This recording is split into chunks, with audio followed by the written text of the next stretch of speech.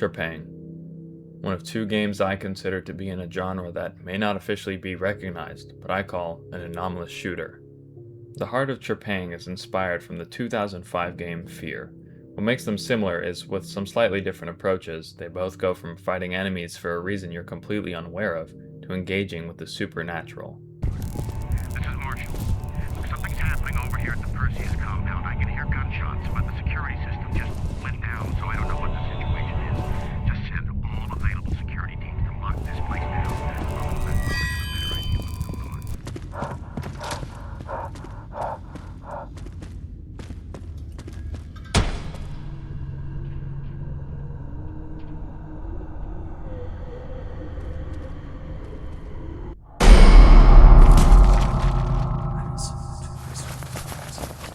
You'll quickly notice the similarities to things like SCP and the not-so-subtle inclusion of the mythical Mothman and the Backrooms.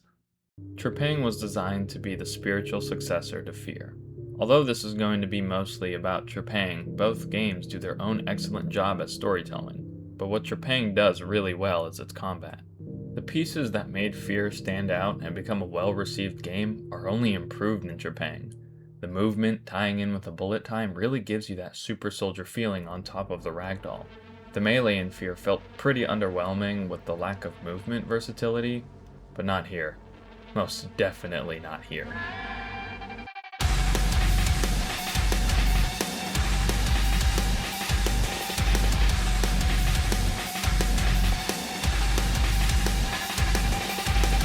We'll get into the combat a little bit later, because one of the best parts of Trepang that I think gets swept under the rug is the story. You play as Subject 106. You're mostly left in the dark about the general plot, as there's intentionally no exposition, but you discover more as you progress. At the very start, you are introduced to the main enemy, a corporation called Horizon. Soon after, you join a task force you're completely unaware of to fight against Horizon. Little is known about these two early on, but all you know for now is who shot you and who didn't. I think learning the story is important to enjoying the game, as I've seen many people complain it didn't just stay as a down-to-earth military shooter, or at least stay within the realm of reality, even hating the backroom section. And of course, this is all subjective, but if there's any game that will get the pass to pull this kind of stuff off, it's Trepang. The world of the anomalous is all a part of it, and after getting a better understanding of the story, it would seem ridiculous for Trepang to be anything but the kind of game it is. I think some of this comes from not understanding that the gameplay and the story go hand in hand. One of my favorite details is an in-lore explanation of why you gain adrenaline, or the bullet time meter and stamina upon kills. But this expands to explaining 106's strength, backstory, those before you, and the organizations you fight for and against. I want to emphasize that this is in no way to be hateful to this creator. This video is a good watch and I recommend it. However, I did want to use this as an example as to how the game can be misunderstood or misinterpreted. In the world of Trepang Squared, the existence of supernatural entities and phenomenon are not hidden in secrecy or myth. It's widely accepted and even studied. The anomalous sciences is a well-respected field. The main intel that backs this is an interview for the CEO of Horizon, Anton Lazar. Can you tell us about the company's recent pivot into researching anomalous sciences? We have come a long way in terms of achieving peace and stability, and it is time for the next big thing. The newly discovered field of anomalous sciences is an exciting area that studies phenomenon, defying the laws of known science. Although this is in part true, there are intel logs throughout the game, specifically the second level, Pandora Institute, that show that very little of the anomalous is known and the majority of it is kept in secret. Team, I cannot stress enough the importance of thoroughly testing and evaluating our biomaterial before releasing it to the public. The biomaterial mentioned is left quite vague, so it could be argued it's some sort of anomalous material that would openly be known as supernatural, but there's more. Welcome to the Pandora Institute, where end-of-life care is cool and fun. The log shows us that the Pandora Institute fronts itself as a luxurious center to help those nearing death, likely through chronic or terminal illness. But what's behind the facade? I give my consent for the donation of my body to the Pandora Institute, a Horizon research facility for scientific research and experimentation. I understand that my body may be used in research studies and that I will not be able to seek damages or treatment for any harm that may result. I understand that this consent form is binding and irrevocable, and that it will remain in effect even if I am no longer capable of giving consent. After their end-of-life care has, well, And did. Their bodies are used for research, but it's only stated to be broad scientific research, and although that is public information, the nature of the research remains undisclosed. All guests and press must surrender cell phones and cameras upon entering the facility. Only authorized guests and press are allowed on the facility. Ensure all individuals are on the approved lists and do not allow non-expected visitors. Guests and press can only access authorized areas. Ensure they do not enter any restricted or top secret areas. Be vigilant for any suspicious activity and report it immediately. Ensure anti-aircraft guns are hidden and not visible to guests and press. They really don't want people to see what goes on behind closed doors. I mean, not only are there standard restricted areas, but top secret ones as well. Not to mention, what kind of end-of-care facility needs anti-aircraft guns? The effects on a human subject were catastrophic. Upon exposure, the subject's DNA was rapidly rewritten, causing grotesque mutations and physical deformations. So now we know they perform these anomalous tests on patients to advance science, doing everything they can to keep this information from the public. There are many other intel forms that back this, but we'd be here for a while. But to summarize, the map itself and these logs show Horizon's black sites that are completely off the grid, and there are several intel logs that show them covering up incidents or attacks that might expose their secret research. Of course, in terms of what kind of story Trepang is, everyone is entitled to their own opinion. But to want to wash down Trepang down to a regular shooter, I think takes away what it is at its core, and would rob everyone of its beautiful story. The lore of Trepang is most definitely one of the more mind-bending ones. The more information you pick up and see as you go along, the more questions start to arise. The story truly scratches that itch of wanting to know more as you progress. I won't go too in-depth because I think others have covered it quite extensively, and because I think it's truly something everyone should experience blindly on their own. This wouldn't be a proper Trepang video without talking about the voice acting. Things as simple as the director's deceptive tone. All units be advised, Subject 106 is active. Containment measures are ineffective. Or the screams of your enemy.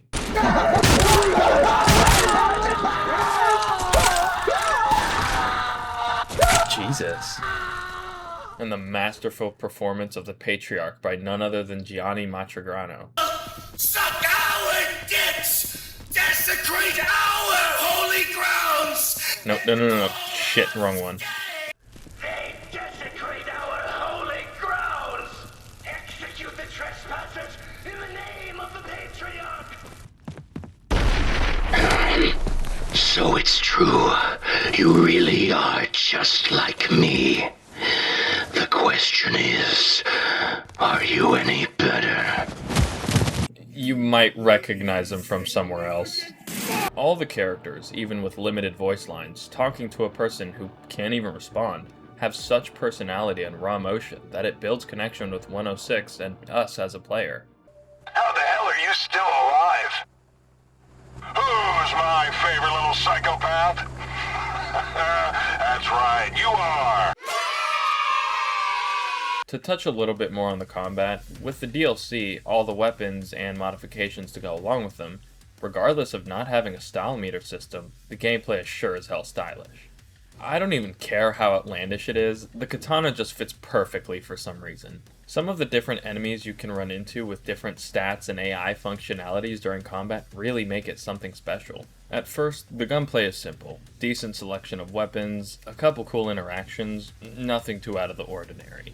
But then you play Jorvik Castle, and you get a dual-wield serum?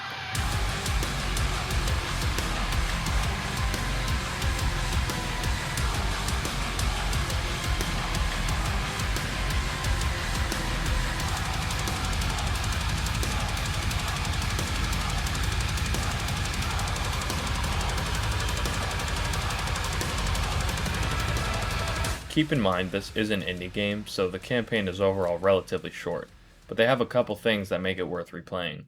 The progression and earning incentive is present through gun and character customization, and there are cheats which you can then mess around with afterwards. There's a good range of difficulties including Rage mode, which might take you a while considering that there's a warning that pops up literally telling you that the publisher asked them to remove it. The music featured in Trepang is up there with some of my favorite soundtracks. It takes inspiration from Doom with its gent.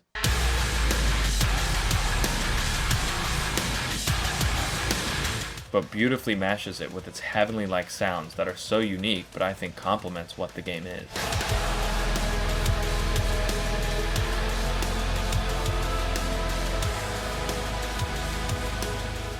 This sound comes from the opening track, Serenity. The music composer for Trepang, Brandon McKagan, talked about how he implements Serenity into other songs. In most Trepang songs, I actually have a segment of Serenity reversed.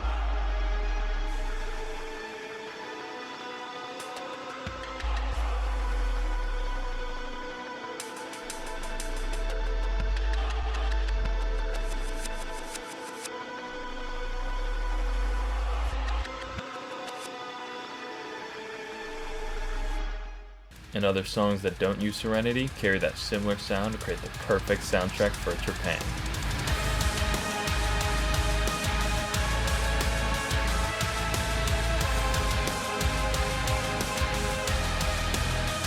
The cast of characters are clearly made with love and passion, just like the rest of this game. There's just something special about this mute character that we know so little about, yet through our experience and the story told through other characters, we connect with him.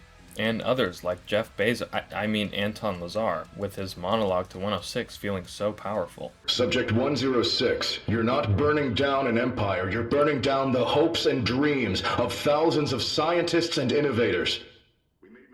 Look around you, these aren't military targets, these are civilians. Have you ever noticed how the Syndicate is always the aggressor, always the invader? What you're committing today isn't justice, it's genocide. I trusted the Syndicate. They betrayed me. You're walking in my footsteps, 6. Stop before it's too late! The Patriarch's distaste in having to fight you, yet his unwavering willingness to do so solidifies him as an iconic character. You weren't the first they sent to kill me. There was another. And another. All of your predecessors lie dead, and so will you if you continue to walk in their stead. Spare me the sin of killing another brother. Heed my warning. Leave. The last thing I'll talk about before you hopefully click off and try the game for yourself, I noticed Trepang has a reputation as just another cool shooter with a mildly interesting plot and a one-off adrenaline rush. But I think it's much more than that.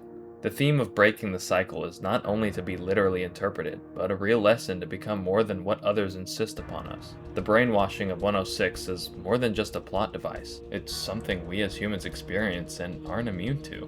The end goal is to escape a fate decided for you and construct your own path. But hey, maybe I'm wrong. Maybe the curtain really is just blue. But I don't think so.